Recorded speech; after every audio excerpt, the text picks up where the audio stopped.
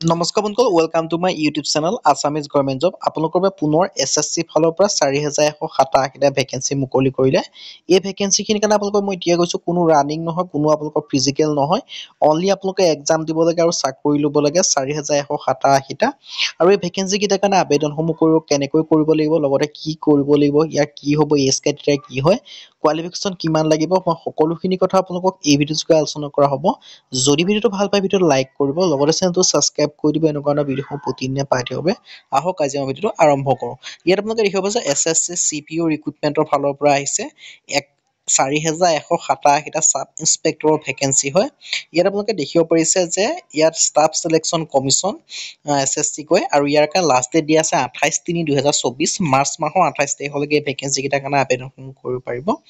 এই ভেকেঞ্চিসমূহ আপোনালোকক ভাগ কৰি থোৱা আছে। দিল্লী পুলিচৰ কাৰণে ১৮৬টা দিয়া আছে, আৰু CAPFৰ কাৰণে দিয়া আছে ৪,০০০টা। আৰু এই ভেকেঞ্চিখিনি টেণ্টেটিভ হয়, মানে এই ভেকেঞ্চিখিনি আকৌ বাঢ়িব বুলি ইয়াত কোৱা হৈছে। কাৰণে টেণ্টেটিভ বুলি কৈছে, ইয়াত বাঢ়িবও পাৰে কমিবও পাৰে, মানে বঢ়াৰ চান্সটোৱে বেছি থাকে।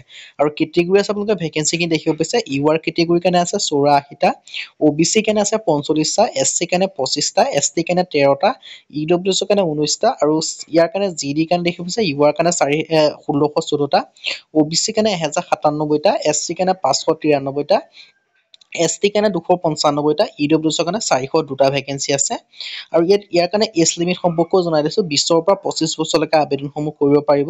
আৰু আপোনালোকে এজ ৰিলেক্সেশ্যনসমূহো পাব, যেনেকৈ SC SC কেণ্ডিডেটক ৫ বছৰ মানে ৩০ বছৰলৈকে আবেদন কৰিব পাৰিব, OBC ৩ বছৰ ২৮ বছৰলৈকে, আৰু এক্স চাৰ্ভিচ মানে ৩ বছৰ ২৮ বছৰলৈকে আবেদনসমূহ কৰিব পাৰিব। আৰু ভেকেঞ্চিখিনিৰ কাৰণে আবেদন কৰিবলৈ আপোনালোকৰ বেচেলৰ ডিগ্ৰী লাগিব, মানে BA পাছ কৰিব লাগিব, BA BSc BCom পাছ কৰিলে আবেদনসমূহ কৰিব পাৰিব।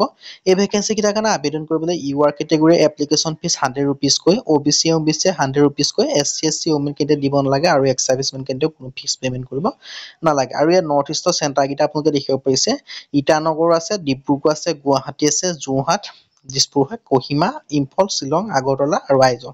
এইকেইটা আপোনালোকৰ নৰ্থ ইষ্টৰ এক্সাম চেণ্টাৰ। ইয়াত আপোনালোকে এক্সামসমূহ দি চাকৰিসমূহ ল'ব পাৰে। আৰু এই ভেকেঞ্চিসমূহৰ কাৰণে আবেদন কৰিবলৈ যিটো SSC অফিচিয়েল ৱেবছাইট আছে, তাত গৈ আপোনালোকে আবেদনসমূহ কৰি ল'ব পাৰিব।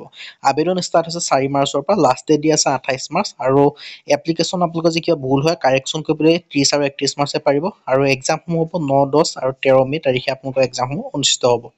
আজি ভিডিঅ' ইমানে। যদি ভিডিঅ' ভাল পালে লাইক কৰিব, লগতে চেনেলটো ছাবস্ক্ৰাইব কৰি দিব। এনেকুৱা ভিডিঅ' প্ৰতিদিনে পাই থাকিব। আজিলৈ পৰৱৰ্তী ভিডিঅ'ত লগ পাম।